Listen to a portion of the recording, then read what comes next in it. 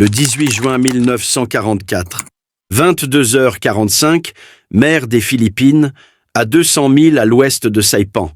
Le vice-amiral Mark Meacher se tient sur la passerelle de commandement de l'USS Lexington, fixant l'obscurité. La nuit tropicale est sans lune, d'un noir d'encre, excepté la faible phosphorescence du sillage du navire fendant une eau calme. Son état-major l'entoure, les visages éclairés par la lumière rouge des tables de navigation, où des cartes montrent les positions de deux flottes massives convergeant vers une collision. L'air dans le compartiment sent le café, la fumée de cigarettes et la tension. Le capitaine Harley Burke, son chef d'état-major, vient de terminer la présentation du plan. Les renseignements sont solides. La flotte mobile japonaise est là, voguant vers l'est. 9 porte-avions, plus de 400 avions. Ils seront à portée de frappe à l'aube. La recommandation de Burke est claire, soutenue par tous les manuels de tactique jamais écrits.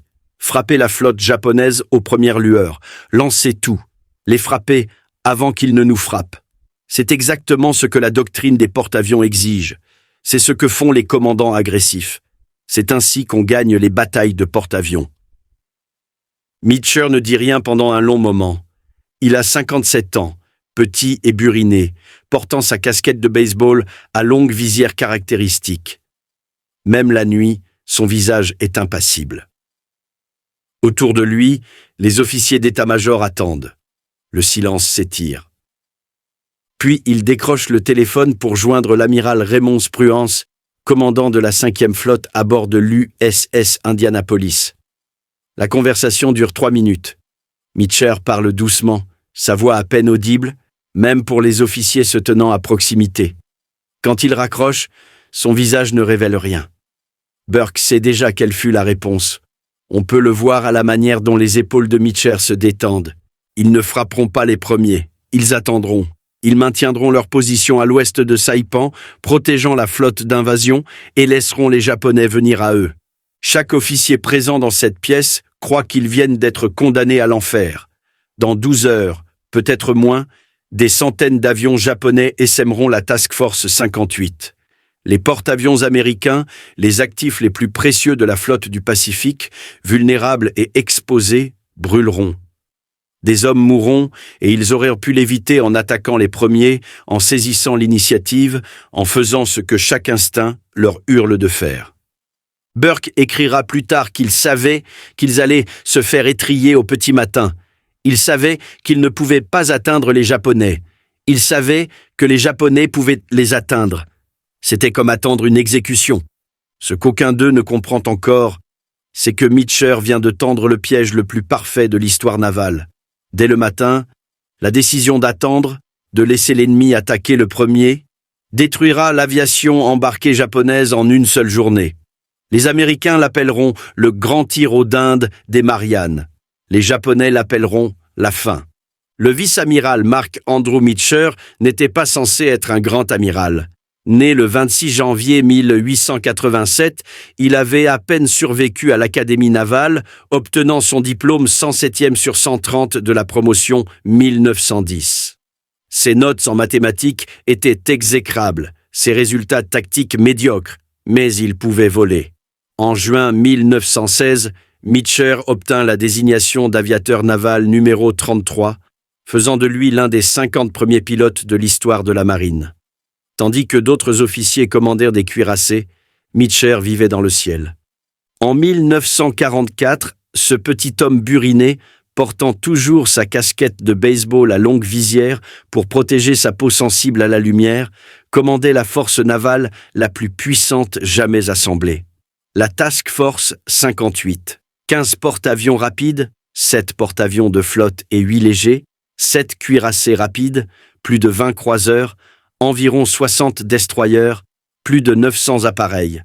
4 groupes de porte-avions répartis sur des milles d'océan, plus la ligne de bataille du vice-amiral Willis Lee, positionnée à 15 milles en avant, servant de mur flottant de canons anti-aériens. Le style de commandement de Meacher était inhabituel. Il parlait à voix basse, utilisait peu de mots, faisait entièrement confiance à ses subordonnés. Le capitaine Burke écrira plus tard que le souci de Meacher pour ses pilotes était si grand qu'il obtenait leur dernier gramme d'effort et de loyauté, sans lesquels il n'aurait pu devenir le commandant de force aéronavale prééminent du monde. Mais maintenant, dans la nuit du 18 juin, cette force faisait face à un terrible dilemme. Le renseignement américain avait localisé la flotte mobile japonaise. Le vice-amiral Jizaburo Ozawa commandait 9 porte-avions, dont le tout nouveau Taiyo de 31 000 tonnes, avec son pont d'envol blindé, transportant environ 430 avions. Le quartier général de la flotte combinée promettait 500 avions terrestres supplémentaires basés sur Guam, Rota et les îles alentours. Les cuirassés Yamato et Musashi, les plus grands navires de guerre jamais construits, fournissaient la puissance. Ensemble, cette force représentait la dernière chance du Japon pour la bataille décisive, le Kantai Keisen, qui déterminerait l'issue de la guerre. Ozawa avait un avantage critique, la portée. Les avions embarqués japonais pouvaient frapper à 300 à 345 milles. Les avions américains étaient limités à environ 200 à 250 milles pour des opérations de combat efficaces. Ozawa prévoyait d'exploiter cet écart sans merci. Il lancerait ses avions au-delà de la portée de contre-attaque américaine, frapperait la Task Force 58, puis ferait atterrir ses pilotes sur Guam pour se ravitailler avant d'attaquer à nouveau lors de leur vol de retour. Le bombardement navette, les Américains seraient incapables de répondre. Sur le papier, c'était brillant. En réalité, c'était un suicide. Ce qu'Ozawa ne savait pas, c'est que chaque avantage sur lequel il comptait était en réalité une faiblesse mortelle attendant d'être exploitée. La portée qui semblait être sa force allait devenir sa sentence de mort.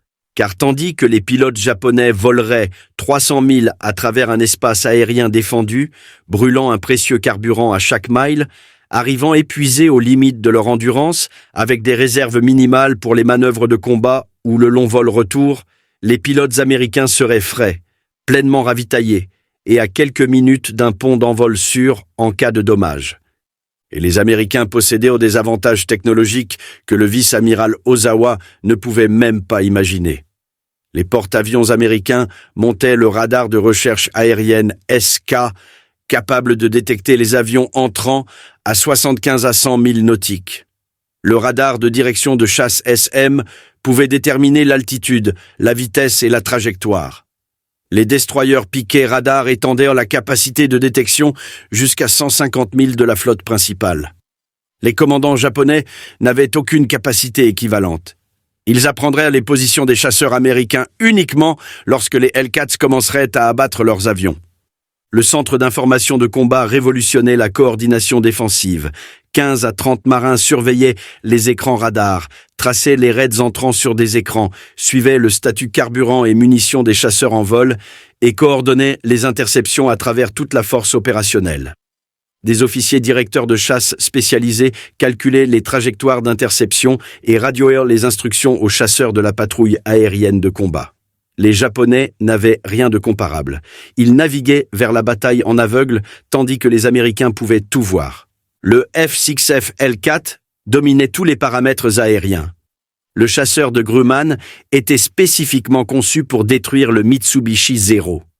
Son moteur Pratt et Whitney Air, 2800 de 2000 chevaux, lui donnait une vitesse maximale de 375 à 380 milles par heure, soit 40 milles par heure de plus que le Zéro. Il montait plus vite, au-dessus de 14 000 pieds, piquait plus vite à toutes les altitudes et virait mieux à grande vitesse. Son armement de 6 mitrailleuses de calibre .50 avec 2400 cartons surpassait largement celui du Zéro. Plus critique encore, le Hellcat était conçu pour survivre. Des réservoirs auto-obturants empêchaient les incendies catastrophiques qui faisaient du Zéro un cercueil volant. Le blindage du pilote arrêtait les balles qui tuaient les aviateurs japonais. Les pilotes américains pouvaient encaisser des coups, continuer à se battre et rentrer à la maison. Les pilotes japonais qui prenaient des coups mouraient, simplement. La fusée de proximité fêtée multipliait la létalité anti-aérienne au-delà de tout ce qu'on avait imaginé auparavant. Ce secret jalousement gardé utilisait un émetteur radio miniature pour détecter les avions à proximité et faire exploser l'obus à distance létale, environ 70 pieds de la cible. Aucun coup direct n'était requis. Les obus à fusée VT nécessitaient seulement 310 coups par destruction, contre 1162 pour les fusées à temps conventionnel. Ces fusées allaient abattre des avions ennemis par dizaines. Mais les Américains possédaient un avantage de plus, invisible, intangible et absolument dévastateur, la qualité des pilotes. Avant Pearl Harbor, les pilotes de la marine japonaise commencèrent le combat avec une moyenne de 700 heures de vol, plus que toute force aérienne au monde. Aucun des attaquants de Pearl Harbor n'avait enregistré moins de 600 heures. Beaucoup de chefs de vol dépassaient les 1500 heures. Ils étaient les pilotes embarqués les plus aguerris de la planète. En juin 1944, ces pilotes étaient morts. L'usure implacable de la mer de Corail, de Midway et surtout de la campagne des Salomon avait consumé le contingent irremplaçable d'aviateurs vétérans du Japon. Les pilotes à bord des porte-avions d'Ozawa étaient des remplaçants. La division de porte-avions 1, la meilleure d'Ozawa, avait en moyenne seulement 6 mois d'entraînement. La division 2, seulement 2 mois. La division 3, 3 mois. En contraste, les pilotes américains sur les porte-avions de classe Essex avaient complété un minimum de 2 ans d'entraînement avec plus de 500 heures de vol. Beaucoup étaient des vétérans de combat. L'écart d'expérience n'était pas marginal. Il était catastrophique. Ozawa lui-même admit le problème plus tard. L'entraînement était très insuffisant car le terrain d'aviation à Tawi-Tawi était encore en construction. Beaucoup de ces pilotes ne pouvaient pas exécuter en sécurité des appontages de nuit, une compétence de base que les aviateurs américains maîtrisaient couramment. La pénurie désespérée de pilotes du Japon avait forcé l'affectation d'instructeurs de vol des écoles de formation pour remplir les groupes aériens d'Ozawa, paralysant davantage la production de nouveaux pilotes. Et il y avait un dernier facteur qu'Ozawa ignorait. Les raids des porte-avions américains avaient systématiquement détruit les terrains d'aviation japonais dans les Mariannes à partir du 11 juin. Environ 86 avions avaient été détruits dans les premiers raids seulement. Le vice-amiral Kakuji Kakuta, commandant l'aviation basée à terre, avait omis de rapporter ces pertes catastrophiques à Ozawa. Le commandant de la flotte mobile naviguait vers la bataille en ignorant béatement qu'un de ses bras offensifs avait été tranché. Ces 500 avions terrestres sur lesquels il comptait n'existaient pas. Ainsi, lorsque le capitaine Burke et les officiers d'état-major regardèrent Meecher dans la nuit du 18 juin et virent une décision d'attendre plutôt que de frapper, ce qu'ils ne comprenaient pas, c'étaient les mathématiques du piège. Chaque mile que les Japonais voleraient vers la Task Force 58 était un mile qui brûlerait leur carburant, épuiserait leurs pilotes inexpérimentés et les amènerait plus profondément dans un réseau défensif qui allait les déchiqueter. Meecher comprenait. Parfois, la meilleure défense est une défense écrasante. 19 juin 1944, 8h30. À bord du porte-avions Chiyoda, les équipes du pont d'envol poussent les premiers appareils vers les catapultes. 45 chasseurs bombardiers, 16 chasseurs d'escorte, 8 bombardiers torpilleurs. Jill, 69 appareils au total décollent des porte-avions légers, Chitose, Chiyoda et Zuiyo. Ils se forment et mettent cap à l'est vers la flotte américaine à 300 milles. Les pilotes sont confiants. C'est ce pourquoi ils se sont entraînés. Frapper les Américains. Atterrir sur Guam, se ravitailler. Frapper à nouveau lors du vol retour. Au coucher du soleil, la force de porte-avions américaine sera une épave en feu. Ils ignorent qu'ils volent vers un hachoir à viande. À 9h55, le radar américain détecte le raid entrant à environ 150 miles. Les directeurs de chasse ont près de 30 minutes pour positionner les défenseurs. À bord du Lexington, l'appel retentit « Hey Rube !» Le vieux cri de cirque pour appeler à l'aide. Tous les Hellcats disponibles décollent. Meecher ordonne d'envoyer les bombardiers orbiter au-dessus de l'océan ouvert à l'est, éloignant les carburants volatiles et les munitions des ponts d'envol. Les porte-avions se mettent face au vent pour lancer les chasseurs. Les avions de la patrouille aérienne de combat se déploient en couche à plusieurs altitudes. Les cuirassés préparent leurs batteries antiaériennes. La formation japonaise se rapproche à 70 miles. Puis, elle commet une erreur fatale. Les pilotes inexpérimentés, dispersés pendant le long vol, tournent en rond pour reformer leur formation. 10 minutes.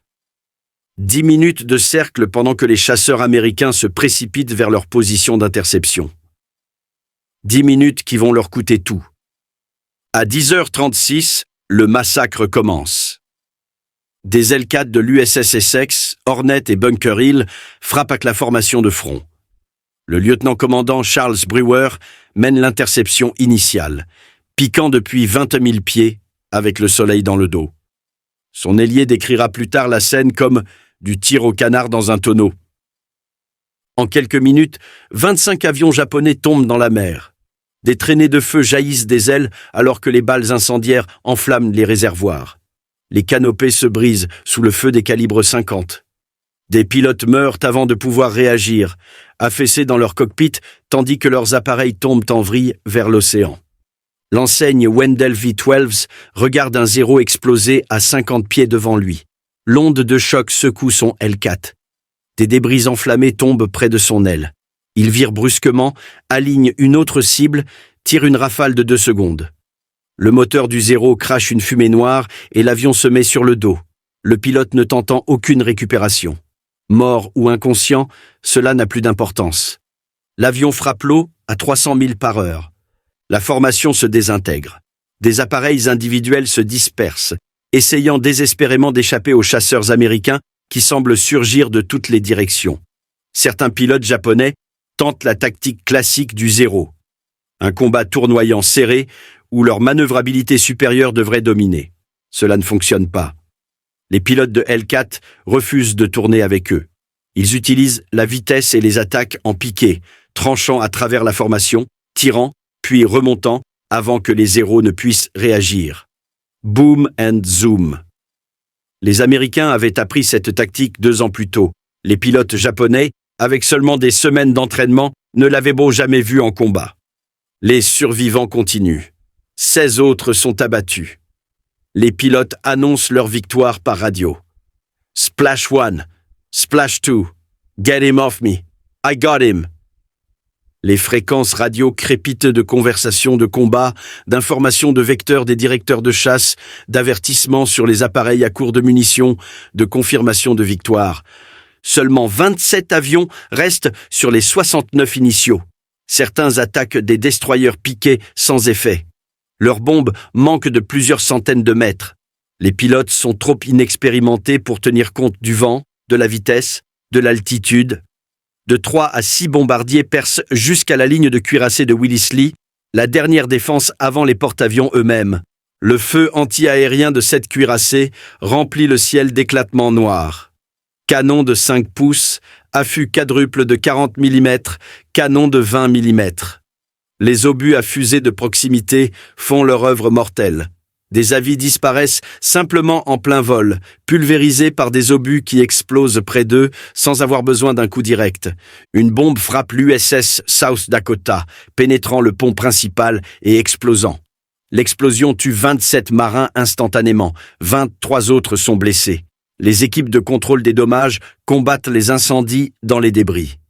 Ce sera le seul dommage significatif qu'un avion japonais infligera à un navire américain ce jour-là. Sur les 69 appareils du premier raid, environ 42 sont détruits.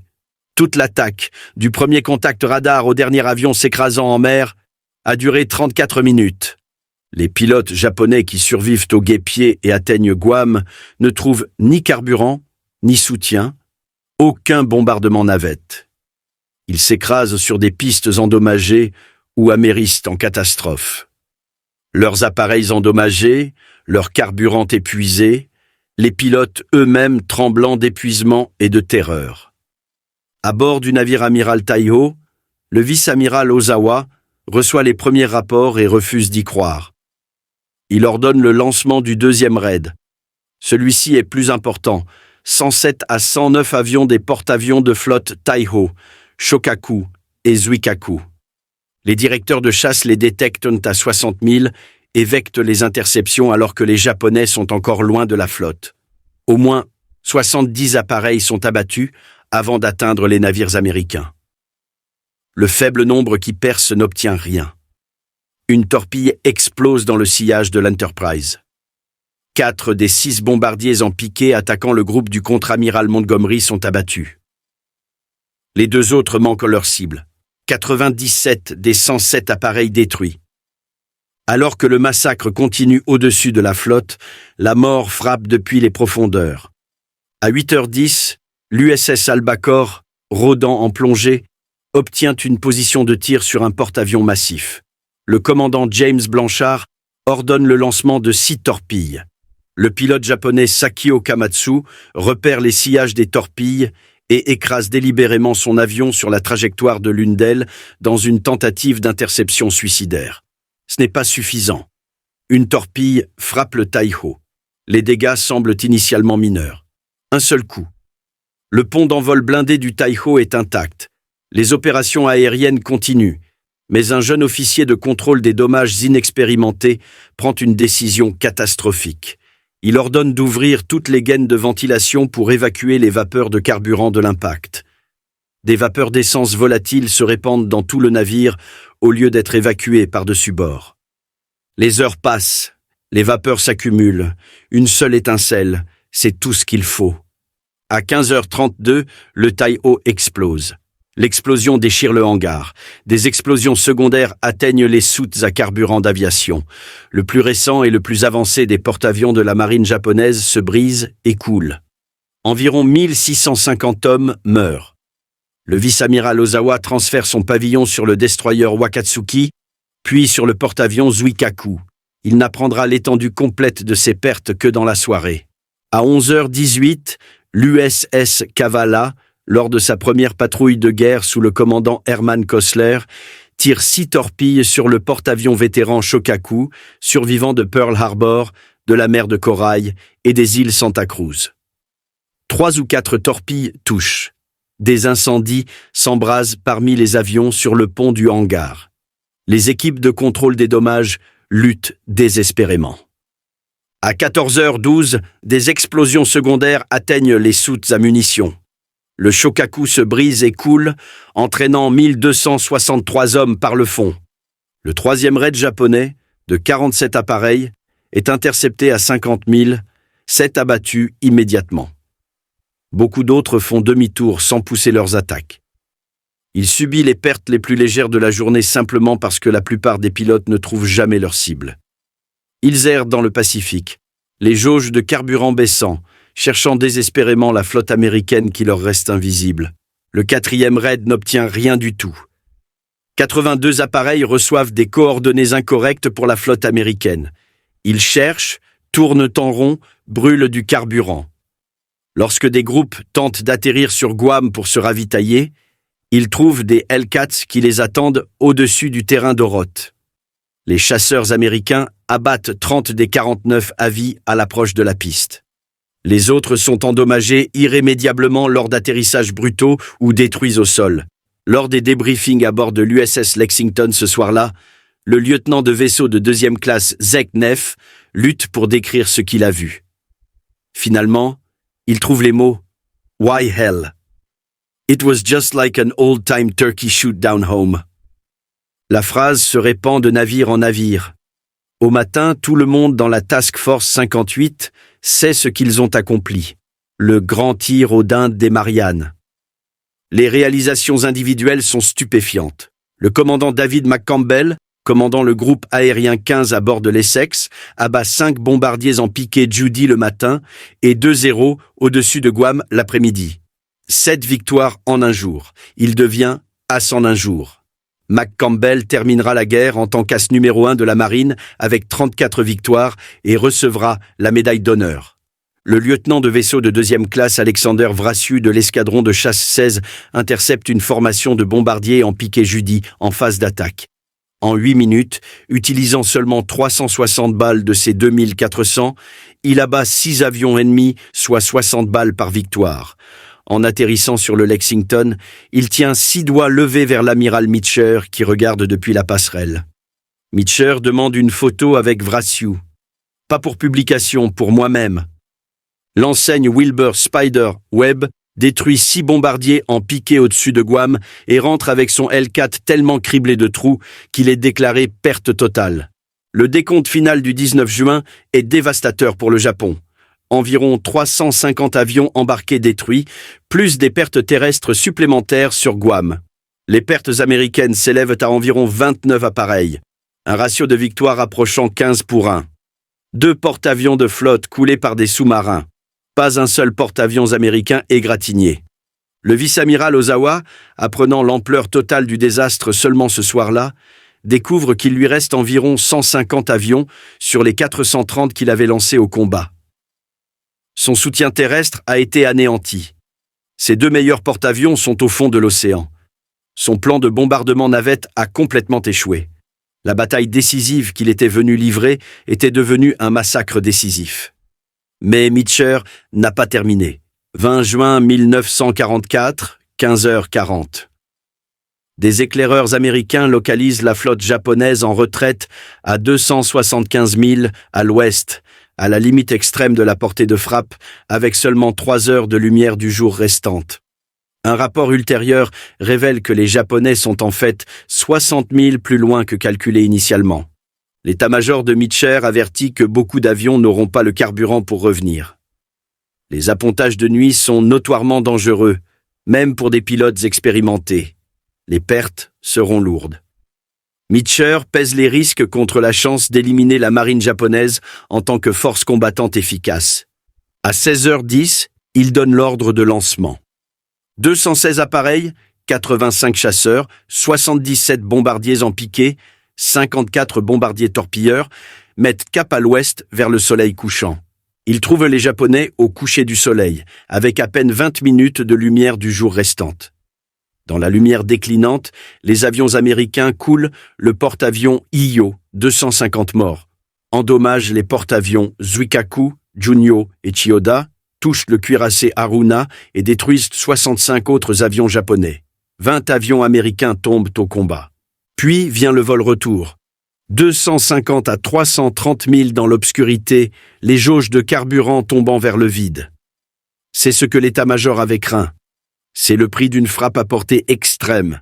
Les pilotes voient des traînées phosphorescentes sur l'océan noir en dessous, les sillages d'appareils qui ont déjà épuisé leur carburant et se sont écrasés. Un par un, des avions commencent à quitter la formation. Le lieutenant de vaisseau de 2e classe Robert Costa a un hoquet dans le moteur qui tourne irrégulièrement, puis cesse. Son hélice tourne vainement. Il plane vers un amérissage qu'il ne peut pas voir. Frappant l'eau violemment, son L4 se retourne dans la houle. Il se libère de l'avion qui coule et flotte dans son gilet de sauvetage, seul dans le Pacifique sombre, regardant ses coéquipiers d'escadrille disparaître dans le ciel nocturne au-dessus. Les appels radio deviennent désespérés. Mayday, Mayday. This is Stinger 4. Fuel 0. Ditching. Going in. Puis le silence, alors qu'un autre pilote et son avion glissent sous les vagues. L'enseigne Lawrence French, du Bombing Squadron, 8 radios à son porte-avions, qu'il lui reste 15 minutes de carburant. La réponse du Bunker Hill lui dit qu'il est encore à 40 minutes de la flotte. Les mathématiques sont impossibles. Il ne pourra pas y arriver. Il vole malgré tout, appauvrit le mélange, réduit les gaz au minimum de croisière, priant pour que sa jauge de carburant lise faux. À 20h45, les premiers survivants atteignent la Task Force 58. Dans l'obscurité, les pilotes ne peuvent pas trouver leur porte-avions. Ils voient des sillages dans l'eau, des traînées blanches indiquant des navires, mais ne peuvent pas dire quel porte-avions est lequel. Des avions tournent désespérément en rond, brûlant un carburant irremplaçable, essayant de localiser leur navire dans la noirceur. Le lieutenant Robert Nelson a du carburant pour peut-être 10 minutes de plus. Il voit un porte-avions en dessous, commence son approche, réalise au dernier instant que c'est le mauvais navire. Il annule, remonte, cherche son propre porte-avions. Sa jauge de carburant indique vide. Le moteur devrait caler d'un instant à l'autre. Le contre-amiral Joseph Joko Clark de l'USS Hornet prend la première décision. Il ordonne d'illuminer son porte-avions. Feu de navigation, feu de pont, projecteurs. Au diable les sous-marins japonais! Mes pilotes doivent voir. À bord du Lexington, Meacher regarde le chaos. Des avions amérissent, des pilotes meurent. Il peut l'entendre sur les fréquences radio. Plus d'appels Mayday, plus de plouf. Il se tourne vers son état-major et prononce 3 mots qui deviendront légendaires dans l'aviation navale. Turn on the lights. À travers la Task Force 58, environ 100 navires de guerre s'illuminent soudainement. Pas seulement les feux de navigation, tout. Les projecteurs de pont illuminant chaque pont d'envol en un blanc éclatant. Des projecteurs pointés vers le ciel comme des balises, des cônes de lumière balayant visibles à 50 milles. Les destroyers tirent des fusées éclairantes, des flares au magnésium qui descendent lentement sur des parachutes, transformant la nuit en un jour vacillant. Des marins individuels s'alignent au garde-corps, tenant des lampes torches, les pointant vers le ciel. Tout pour aider à guider les avions vers la maison. C'est un risque calculé qui frôle la folie. Des sous-marins japonais rôdent dans ces eaux. Des avions ennemis pourraient chercher la flotte américaine. Chaque lumière est un signal qui dit « Nous sommes là, venez nous tuer ». Meacher accepte tout. La situation tactique, l'évaluation de la menace, la doctrine, rien ne compte à côté de ramener ses pilotes à la maison. Le lieutenant-commandant Winston de l'USS Kidd écrira plus tard qu'un cheer spontané monta à travers la flotte. « Au diable les Japs autour de nous ! Nos pilotes n'étaient pas jetables !» La récupération est un chaos contrôlé. Les pilotes s'approchent de n'importe quel porte-avions qu'ils peuvent trouver. Les officiers signaleurs font apponter les avis, peu importe l'escadrille à laquelle ils appartiennent. L'USS Enterprise récupère des avions de 6 porte-avions différents.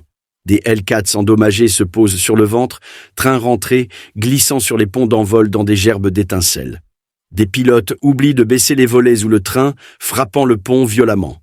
Les câbles d'arrêt stoppent leurs avions dans des crashs violents qui, par miracle, laissent les pilotes vivants. 122 avions appondent sur les porte-avions, beaucoup sur le mauvais navire. Les pilotes sortent des cockpits, les jambes tremblantes d'épuisement, et embrassent le pont d'envol. Certains avions atterrissent avec littéralement quelques litres de carburant restant, les jauges indiquant en dessous de vide. Comment les moteurs ont continué à tourner est un mystère que même les mécaniciens ne peuvent expliquer. 80 avions sont perdus par manque de carburant, crash et amérissage. L'océan est parsemé de pilotes flottants dans leurs gilets de sauvetage, espérant que les destroyers les trouveront avant les requins. Mais les opérations de sauvetage commencent immédiatement. Des destroyers équipés de projecteurs parcourent l'océan en tous sens, cherchant des survivants. Au cours des jours suivants, ils récupèrent 143 des 185 aviateurs tombés à la mer. Un taux de sauvetage de 77% qui défie les statistiques des hommes perdus en mer la nuit. Le lieutenant Costa, qui a améri des heures plus tôt, est repêché 36 heures plus tard, brûlé par le soleil et déshydraté, mais vivant. Le bilan final en équipage pour la mission du 20 juin. Environ 49 aviateurs morts. Le prix d'une frappe à portée extrême, mais la mission a atteint son but. La flotte mobile japonaise est mutilée. La décision de Meacher d'allumer les lumières devient l'un des moments les plus célèbres de l'histoire de l'aviation navale. Des années plus tard, les vétérans s'étranglent encore en le décrivant. Leur amiral avait mis toute la flotte en danger pour les ramener à la maison. Ses pilotes ne l'oublièrent jamais. La bataille de la mer des Philippines détruisit l'aviation embarquée japonaise en tant que force combattante efficace. Les statistiques sont sans équivoque. Approximativement 476 à 600 avions détruits, embarqués et terrestres combinés. 3 porte-avions coulés, 445 à 450 aviateurs tués. Les porte-avions japonais survivants rentrent avec seulement 35 avions opérationnels. Le Japon a assez de pilotes restants pour équiper un seul porte-avions léger. Pertes américaines totales, 123 avions sur 2 jours, la plupart lors de la récupération de nuit du 20 juin, et environ 109 hommes tués, aucun navire américain coulé. Seul l'USS South Dakota subit des dégâts significatifs. Les effets se répercutent sur le reste de la guerre du Pacifique. 4 mois plus tard, à la bataille du golfe de Leyte, la marine japonaise envoie ses porte-avions restants comme leur délibéré, navires sacrifiés destinés à attirer les porte-avions américains loin de la flotte d'invasion. 6 porte-avions japonais transportent seulement 108 avions au total, sur tous réunis. Ils n'ont ni avions ni équipage entraîné pour se battre. Les porte-avions qui ont terrifié Pearl Harbor, Wake Island et les Indes orientales néerlandaises ne sont plus que des coquilles vides envoyées mourir. L'incapacité du Japon à remplacer les aviateurs perdus conduit à l'adoption des tactiques kamikazes à partir d'octobre 1944. Si les pilotes ne peuvent être entraînés de manière adéquate pour survivre au combat, ils seront entraînés juste assez pour écraser leurs avions sur les navires américains. La capture des Mariannes, assurée par la défense de Saipan par Meecher, permet les raids de B-29 Super Fortress sur les îles japonaises. Depuis Saipan, Tinian et Guam, les bombardiers américains commencent la destruction systématique de la capacité industrielle urbaine du Japon. Le gouvernement du Premier ministre Hideki Tojo tombe dans la disgrâce. Après la bataille, certains aviateurs critiquèrent Spruance et Meecher pour ne pas avoir poursuivi la flotte japonaise plus agressivement. L'amiral John Towers exigea que Spruance soit relevé de son commandement. C'est ce qui arrive quand on place un non-aviateur à la tête des porte-avions, se plaignaient les critiques. L'amiral Ernest King, chef des opérations navales, rendit visite à Spruance à Saipan le mois suivant et rendit son verdict. « Spruance, vous avez fait un sacré bon boulot là-bas. Peu importe ce que les autres vous diront, votre décision de rester près de Saipan plutôt que de poursuivre les porte-avions d'Ozawa était correcte. » 4 mois plus tard, l'amiral William Bull Halsey, incarnant la doctrine agressive que les critiques réclamaient, poursuivit la force leurre japonaise à Leyte et permit presque aux cuirassés japonais d'anéantir la flotte d'invasion de Samar. Le contraste valida tous les calculs de Spruance et Meecher. Le grand tir aux dindes des Mariannes demeure l'une des démonstrations les plus spectaculaires de l'histoire militaire que la patience peut être plus mortelle que l'agression. Mark Meecher et Raymond Spruance comprirent ce que leurs critiques ne comprenaient pas. Les Japonais volaient vers un environnement parfaitement calibré pour les détruire. Chaque avantage favorisait la défense. Le radar fournissait 30 minutes d'alerte précoce. Les directeurs de chasse vecteurs les Hellcats vers des positions d'interception précises. Les pilotes américains, avec plus de 500 heures de vol, rencontraient des pilotes japonais avec 2 mois d'entraînement. Les F-6F Hellcat surpassaient les Héros en vitesse, puissance de feu et survie. Les fusées de proximité VT transformaient le tir anti-aérien en exécution aérienne. Et les Japonais, volant plus de 300 milles pour atteindre leur cible, arrivaient épuisés, à court de carburant et déjà mourants. En laissant l'ennemi attaquer le premier, Meecher s'assura qu'ils attaqueraient les derniers. En 2 jours, l'aviation embarquée du Japon, reconstruite avec tant de peine après Midway, cessa d'exister. Les pilotes qui s'étaient entraînés pour la bataille décisive en devinrent les victimes décisives. Et un amiral vieillissant, portant une casquette de baseball à longue visière, assis dans sa chaise de passerelle, regardant le ciel se remplir d'avions en flammes, avait remporté l'une des victoires navales les plus complètes de l'histoire, en faisant ce que la doctrine agressive des porte-avions disait qu'il ne fallait jamais faire. Il attendit. Et quand ils vinrent à lui, il était prêt.